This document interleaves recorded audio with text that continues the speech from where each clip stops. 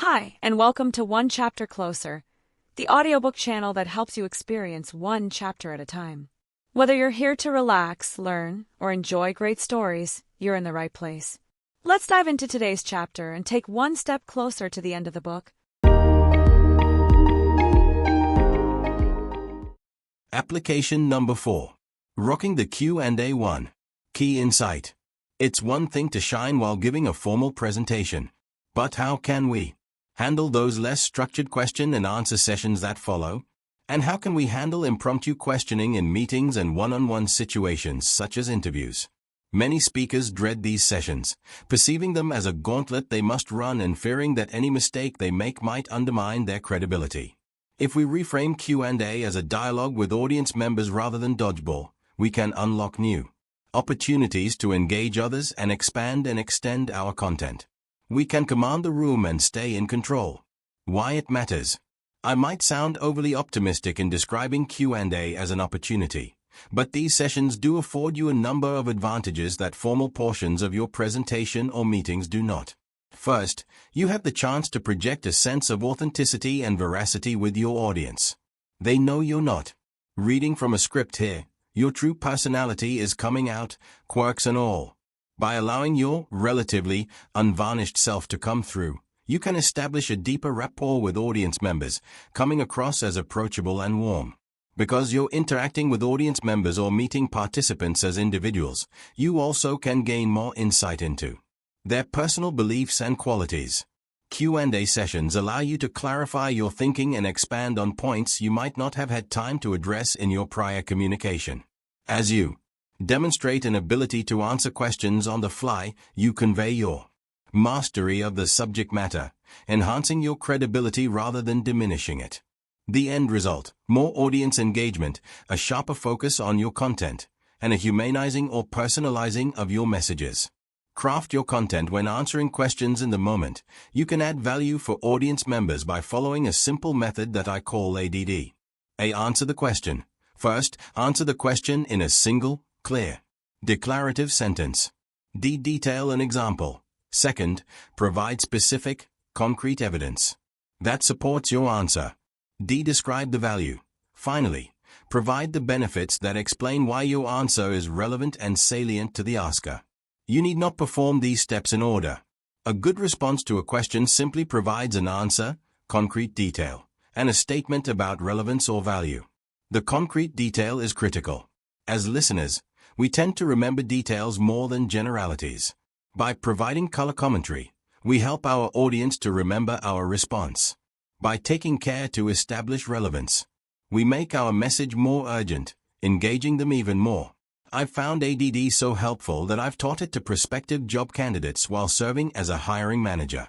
At the beginning of interviews, I told candidates that I would be asking them a series of questions and would like them to provide an answer, back it up with some detail, and then explain the relevance of this answer, how it would help them in the job were they to get it. The results were amazing. Candidates offered up answers that were much clearer, and they seemed to feel less anxious knowing that they had a format to follow. I was able to determine better who would make a good addition to my team. Let's consider the steps of ADD in turn. Step number 1. Answer the question. As clearly and concisely as possible, provide a direct answer to the question that is asked of you. No need to provide a preamble or detailed background. Get to your answer directly. Delay tactics or straying from the point might undercut your response's transparency and authenticity, thus diminishing your credibility. Examples. If you made a formal presentation as part of a job interview and an audience member follows up by asking about your experience, you might say, "I have over 15 years of experience in this field." If you're presenting a progress report for your team at a big company meeting and an executive in the audience asks why your project is behind schedule, you might respond, "Supply chain issues and logistics delays have slowed us down." Step number 2. Detail a concrete example.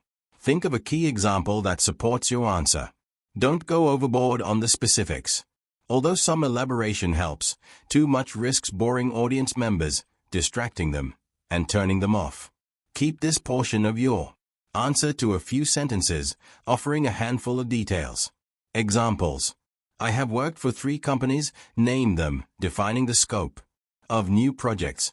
facilitating cross-functional teams, and presenting results to executives.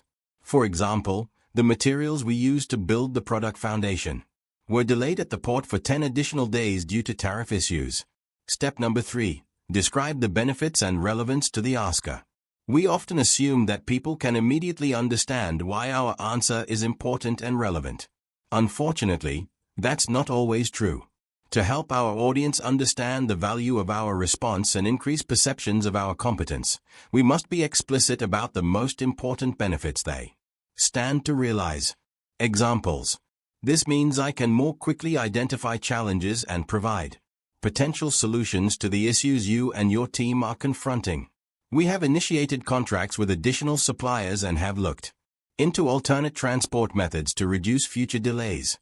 Unlike the first example, this second one addresses a negative issue. In such situations, we can use the detail relevance step to share what we are doing to remedy the issue at hand. Let's imagine that we're applying for a job and someone raises a negative issue, asking us to identify a personal area in which we need to improve. We might answer with the following. I can get caught up in responding to emails and Slack messages and become distracted from my workflow. Answer. For example, I often have 20 messages in my inbox at the beginning of every shift, and this slows me down from starting my tasks. Detail. I now set a 10-minute reminder on my phone. When I hear the alarm go off, I know that I should stop responding to messages and start my other work tasks. Benefits relevance. Refine your remarks.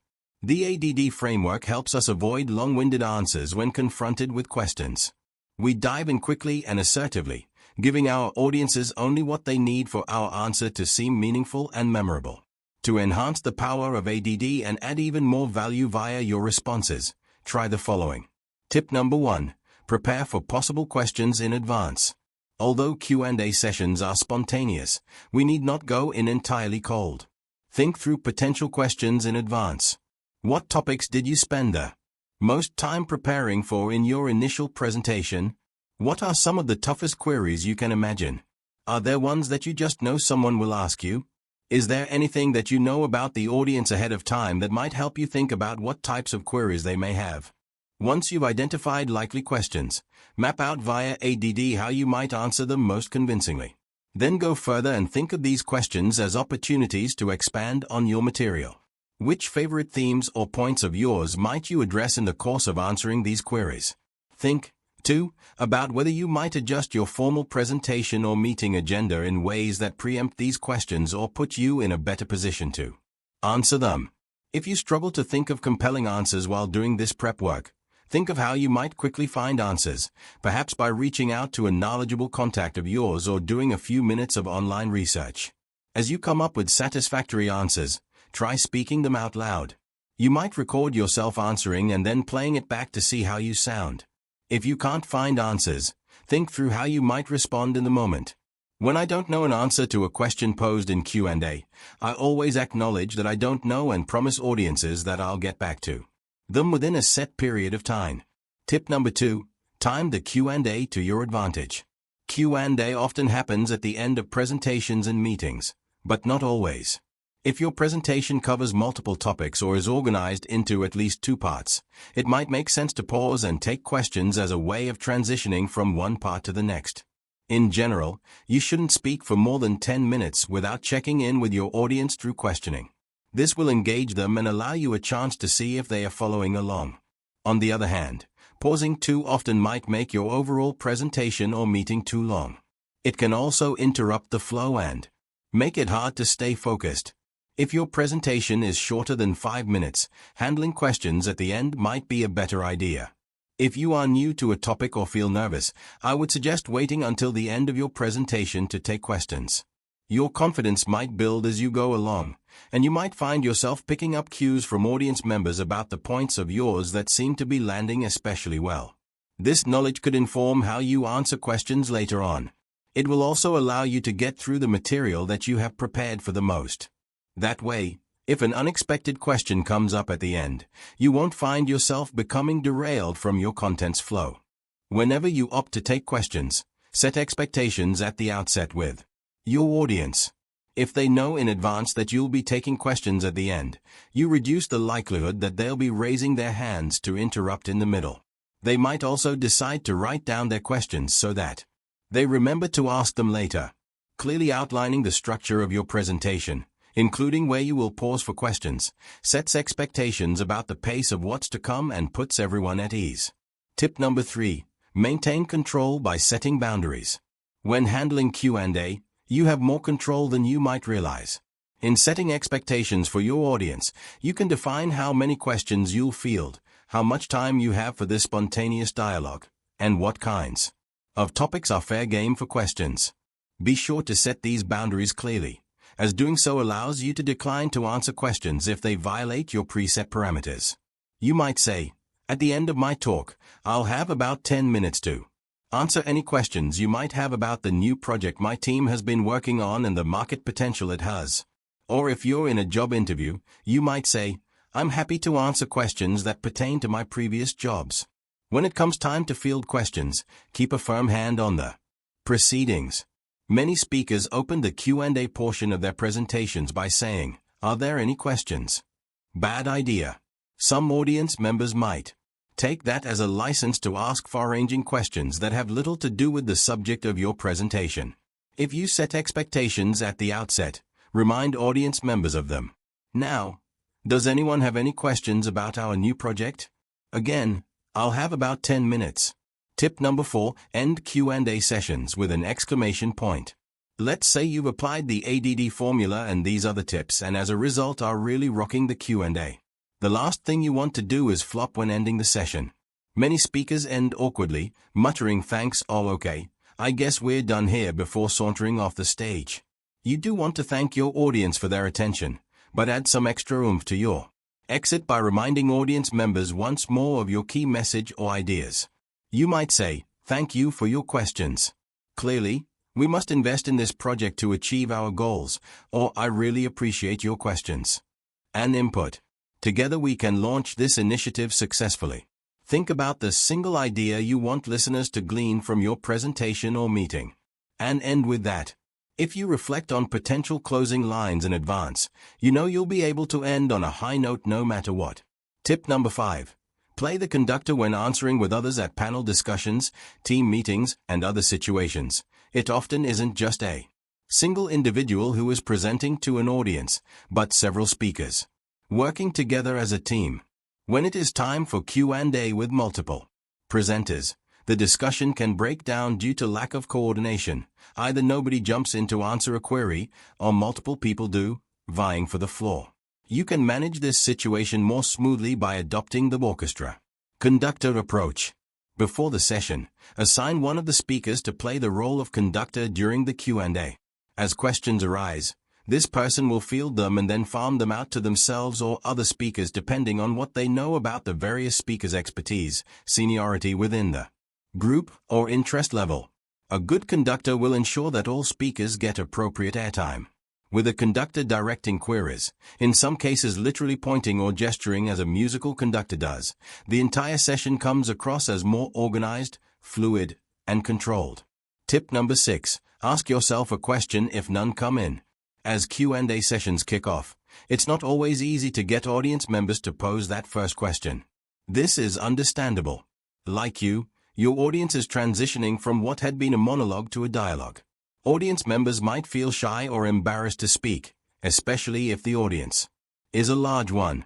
They might want to pose a question but feel reluctant to go first. If you invite the audience to ask questions and nobody raises their hand or steps up to the microphone right away, take a pause and wait. Jittery speakers won't do that. They'll rush to observe that nobody has any questions and close down the proceedings. That feels weak to me. Surely someone must have a question. In some cases, that someone might have to be you. If you've paused for several seconds, I advise waiting for a full 5, and nobody has raised their hands. Pose what I call a back pocket question. Have a question ready in your figurative back pocket for precisely this situation. Make it a question you want to answer and one you can easily handle. You might preface it by saying, a question people often ask me is, or when I first began learning about this topic, one thing that puzzled me was, often, Simply posing and answering that first question is enough to break the ice, increasing the odds that someone else will pose a second question. If audience members still don't come forward with queries, then you can feel free to wrap up the proceedings at this point. In this case, it will not have been a Q&A session for the ages, but at least a question has been posed and answered. Application in action. As I've suggested, we might find ourselves fielding questions in a wide range of scenarios when we're serving as panelists at a professional conference, being interviewed on a podcast, meeting with our boss to explain our past performance, or even getting to know a potential special someone on a first date. The following scenarios evoke these situations, suggesting how you might apply ADD to answer succinctly and powerfully. Notice how the inclusion of detail and the attention paid to relevance make for more satisfying answers in the moment. Scenario number 1. You're in a job interview, and the hiring manager across the table asks you to describe a recent challenge that you had to overcome. A possible response. First, set a boundary by pointing out that you will focus on challenges from your most recent job, not other areas of your professional life. Then go on to give your answer. Your answer might look something like this. About 6 months ago, I worked with a colleague who failed to deliver his work in a timely manner, which often jeopardized our group's ability to complete our task. A. He failed to submit his user report that served as the foundation for our corrective action plan. D. To address this problem, I pulled him aside and offered to help with his deliverables. I asked that he let us know 2 days in advance if he needed assistance. I always try to be direct with challenging situations and offer to assist. D. Remember that when answering questions about challenges or areas of improvement, you can use the relevance part of your answer, the second D, to explain your correction or plan so that your interviewer gets insight into how you will act in the future. Scenario number 2. You're participating in a podcast or fireside chat interview. The interviewer asks you to share a bit about your connection to the topic under discussion. A possible response. The key here is to really connect to the audience who is listening in. What value will they take from your participation in the event? Your answer could be something like, I am passionate about communication. I have studied, taught, and coached communication skills for over 25 years in a variety of settings. D. I am really excited to share some of what I have learned over my many years to help you and your audience to feel more comfortable and confident in their communication. D. Scenario number 3. You're at a mixer and you're getting to know someone new. You ask one another generic questions to break the ice. The other person asks you what brings you there that day. A possible response. Well, I always enjoy learning new things and meeting people. I found the goal of this gathering to be really interesting and educational. D. I hope to share some of my past experiences and look forward to learning from folks like you. D. Scenario number 4. You're in a meeting with your boss, and they are grilling you about your team's focus and productivity. A possible response. For the past 2 weeks, we have been focused on customer service concerns. We have received 20% more calls about 2 specific features in our product since we released the new upgrade. D. We have recently created some online tutorials that we are now providing customers when they initially call. This is allowing my team members to refocus on their other tasks. Further, we plan to create new online tutorials and send them out proactively prior to our next upgrade. D. Notice how in this answer, referring to specific data or numbers can really help. This is another way in which using details can reinforce and strengthen our answer. Parting thought. Some time ago, a former student of mine founded a small consulting company that helped firms transition from storing data on their physical premises to the cloud. Over time, my student realized that he could grow his business faster if they automated the transition process by selling tools that would do the work for customers rather than human consultants. Under his leadership, the company embarked on a shift from selling consulting services to selling software. As you can imagine, the consultants and other employees who worked for my student were alarmed. Some feared losing their jobs, while others wondered if they'd do as well selling the company's software products after selling its consulting services for so long. To keep the company together, my student would need to communicate the company's strategic choices to his employees, opening himself at times to some very frank and pointed questioning. We worked together to help him build his skills in spontaneous Q&A situations. I taught him the ADD formula, and we practiced how he'd handle certain kinds of questions. He found the ADD structure quite helpful. The clarity of his positions buttressed his credibility, as did his mastery of detail. It made a huge difference that he took care to explain how his answers were relevant to employees, customers, and the company's mission and vision. Even if employees didn't like everything he said, they perceived that he was speaking to them and their concerns. They felt they were getting straight talk from their boss, and that his answers were focused and well considered. My student's answers didn't take up airtime. They added value. As a result, he didn't just survive difficult questioning during this emotionally charged chapter in his company's history. Rather, he turned spontaneous queries into an opportunity to build stronger connections with his people, get the right messages across, and enhance his stature as a leader. Don't let spontaneous queries scare you. Let add's 3 simple steps empower you to take control and engage in a dialogue with others. Instead of reacting defensively, you can reinforce your ideas and convey them in more meaningful ways. Instead of diminishing your credibility, you can add value. Thank you for listening to this chapter on One Chapter Closer. Congratulations on being one step closer to completing the book. Don't forget to check out our channel for more specially curated audiobooks. If you enjoyed this, please like, share, and subscribe to stay updated on new releases. See you in the next chapter.